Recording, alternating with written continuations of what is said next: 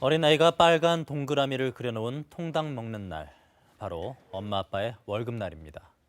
손꼽아 이날을 기다리는 것은 어린이뿐만이 아닙니다. 한 달을 꼬박 일한 노동자와 그 가족에겐 선물 같은 행복한 날이 되겠죠.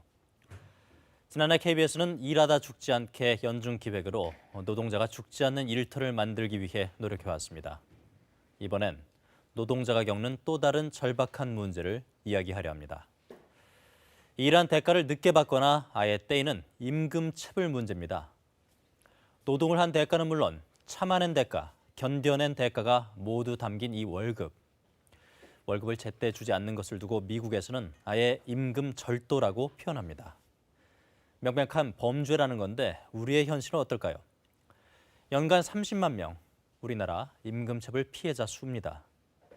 금액은 1조 6천억 원에 달하고 OECD 국가들 가운데 최고 수준입니다. 왜 이렇게 많은 노동자들이 제때 임금을 받지 못하는 것인지 오늘부터 사흘간 연속해서 실태와 대안을 짚어보겠습니다. 먼저 돈이 있는데도 임금을 주지 않는 이른바 악덕 체불 사례를 고발합니다. 송낙규 기자입니다. 지난해 5월부터 석 달 동안 부동산 임대관리회사에서 근무한 이모 씨. 월급 750만 원을 지금까지 받지 못하고 있습니다. 임금을 곧 주겠다던 사업주의 약속은 반년 넘게 지켜지지 않았고 신용불량자가 될 처지까지 몰린 이 씨는 건설 현장 일용직으로 일하고 있습니다. 기사님 떼어봤는지 모르시지만 정말 고통스럽습니다. 새벽에 일어나서 일하는 게 일을 잘하면 다행인데 못하면 거기에 또 욕을 먹어야 되는 거고. 밀린 임금보다도 더 참기 힘든 건 계속되는 거짓말이었다고 합니다.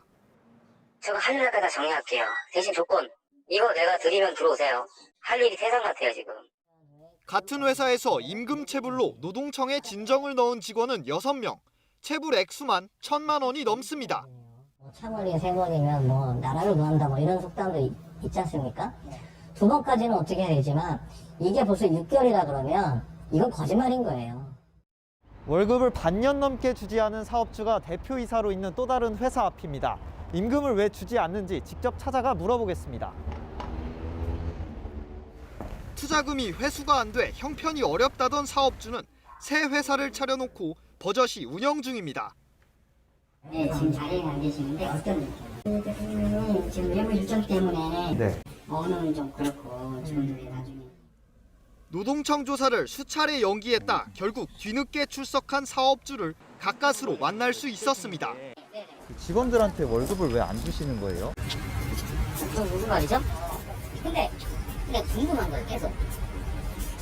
이걸로 취재가 나온다는데.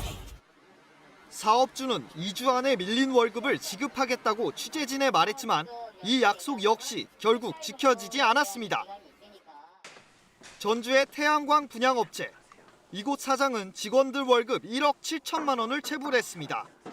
무려 28차례나 관할 노동청의 출석 요구를 응하지 않다 체포됐는데 구속된 뒤에야 부랴부랴 밀린 임금을 지급하고 풀려났습니다. 오늘 안 나오셨어요, 대표님은?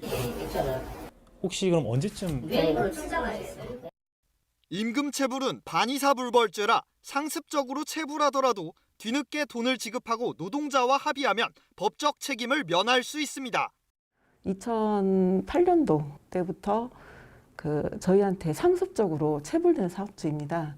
그래서 이제 그동안에 82건 정도의 그 사건이 들어왔고, 그래서 그 죄질이 아주 나쁘다. 지난 3년간 고용노동부가 상습 임금 체불을 이유로 실명을 공개한 사업주는 884명에 이릅니다. KBS 뉴스 송낙규입니다.